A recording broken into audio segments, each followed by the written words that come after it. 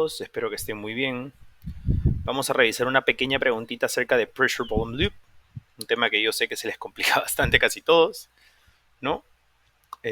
Bueno, vamos, dice que es una paciente de 34 años de edad que llega a la consulta con una historia de disnea progresiva y poca tolerancia al ejercicio. La paciente nació en Guatemala, pero llegó a los Estados Unidos hace 10 años. Dice que ha tenido múltiples historiales de faringitis durante la niñez y al examen físico que tú le puedes hacer, encuentras un murmullo diastólico en el apex con un opening snap. A ver, quiero que recuerden, ¿no? Habíamos dicho cuando veíamos opening snap, ¿qué es lo que teníamos que pensar siempre? ¿Se acuerdan? La memotecnia que vimos. Operating system is Microsoft, ¿no? Microsoft. Operating system is Microsoft. Entonces, en el Apex, o sea, sabemos que es algo mitral. Y les había dicho, ¿no? La memotecnia, cuando ustedes vean opening snap, chicos, eso es súper específico de mitral stenosis. Entonces ya tenemos el diagnóstico. Encima, ¿cuál era la causa más común de mitral stenosis? Fiebre reumática, ¿no? Y esta pacientita, les dije, viene de Latinoamérica, ha inmigrado recién hace 10 años y ha tenido historial previo de faringitis, probablemente strep pharyngitis, ¿no? Por el Streptococcus pyogenes, que es el que produce el rheumatic fever. Entonces ya tenemos un diagnóstico, bacán. Pero ¿cuál es el problema? Que no nos están preguntando cuál es el diagnóstico de la paciente.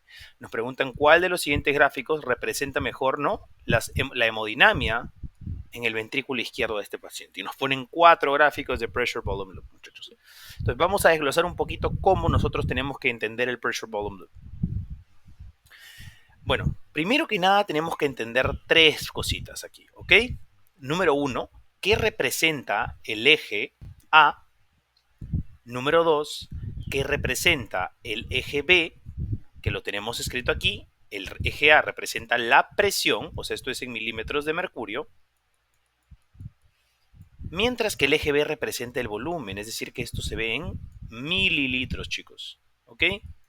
Los tercero que tienen que saber es que el orden en el que sigue el loop, ¿no? El bucle, es en sentido antihorario. Así, así, así. Entonces, muchachos, por lógica, ¿cuál será la zona donde nosotros tenemos la menor cantidad de sangre en el corazón? ¿No? Díganme si no sería al final de la sístole, al final de la eyección, después de que el corazón ha botado toda esa sangre al ventrículo izquierdo para mandarla al organismo. Entonces quiero que recuerden que todo, por si acaso, toda esta línea representa el volumen telesistólico. De igual manera, ¿cuál creen que sería esto de acá, esta línea de acá, ¿no? Que básicamente nos dice que el corazón tiene la mayor cantidad de sangre. Eso sería el volumen al final de la diástole, después de que el corazón ha completado su llenado y aún no ha eyectado nada, ¿verdad? Por lo tanto, chicos, ¿qué será esto que tenemos entre las dos paredes de nuestro bucle? ¿No será acaso el stroke volume? ¿El volumen sistólico? ¿La cantidad de sangre eyectada? Entonces, chicos, por lógica, continuando lo que vimos ayer, ya sabemos que esto es presión, ya sabemos que esto es volumen, ¿verdad? ¿Qué creen que represente este punto, no? Que pasa de que de no tener nada en el ventrículo izquierdo a básicamente llenarse hasta el tope. ¿No será acaso que aquí se abre la válvula que permite el paso de la sangre hacia el ventrículo izquierdo? Claro, pues, ¿no? Representa la apertura de la válvula mitral, que permite que la sangre de la aurícula pase al ventrículo. Por lo tanto, va a empezar a llenarse, va a empezar a llenarse, va a empezar a llenarse, hasta que llega al punto final, ¿no? Al volumen al final de la diástole, como lo habíamos dicho. Entonces, ¿qué va a pasar ahí? Si se dan cuenta, la presión ventricular va a empezar a elevarse. Pero recuerdan ustedes que la presión ventricular no puede elevarse mientras la válvula esté abierta, porque eso produciría una regurgitación. El ventrículo maneja mucha más presión que la aurícula. Por lo tanto, si se empieza a contraer con la válvula abierta, eso va a producir regurgitación. Por lo tanto, antes de iniciar esta elevación de la presión ventricular, tiene que cerrarse nuestra válvula mitral. Sabemos que la presión del ventrículo empieza a incrementar hasta que llega a un punto en el que eventualmente supera la de la válvula aórtica, básicamente abriendo la válvula aórtica y favoreciendo que todo el volumen que habíamos llegado sea expulsado, sea eyectado hacia el resto del organismo. Y por lo tanto, una vez que el corazón ha eyectado todo, tiene que relajarse, ¿verdad? Y no puede quedar abierta la válvula aórtica, porque la presión ventricular al reposo es menor que la de la aorta. Por lo tanto, mismo principio que con la mitral. Si no estuviese cerrada, va a haber regurgitación desde la aorta hacia el ventrículo. Entonces, ahí tenemos la apertura y cierre de la válvula mitral y la apertura y cierre de la válvula aórtica, muchachos. ¿Ok? Importante que lo recuerden. Entonces, ¿qué me va a representar esto, chicos, dentro de las fases del ciclo cardíaco? ¿No? Díganme si no es el momento en el que el corazón empieza a incrementar su presión, pero sin alterar en nada el volumen. Miren, la línea de volumen se mantiene. Entonces, claramente eso representa la contracción isovolumétrica. El 2 representaría, pues, la fase de eyección, ¿no es así? Donde se expulsa la sangre. 3 representaría otro periodo isovolumétrico, porque podemos ver, pues, ¿no? Que esta vez la presión está cayendo. Entonces, 3 es la etapa de relajación isovolumétrica. Y finalmente, 4, chicos, sería la fase de llenado, pues, ¿no? Desde la apertura de la mitral, que permite que pase la sangre hacia el ventrículo, hasta que se cierra para dar iniciar a la fase de contracción.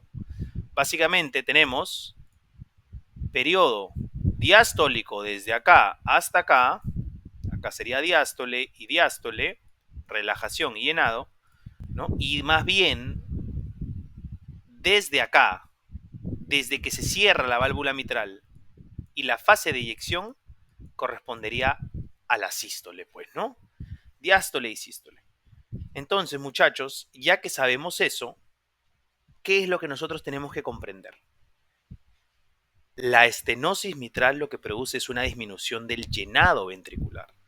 Por lo tanto, chicos, ¿no? Disminuye el volumen telediastólico, disminuye el stroke volume, el volumen sistólico. ¿Por qué?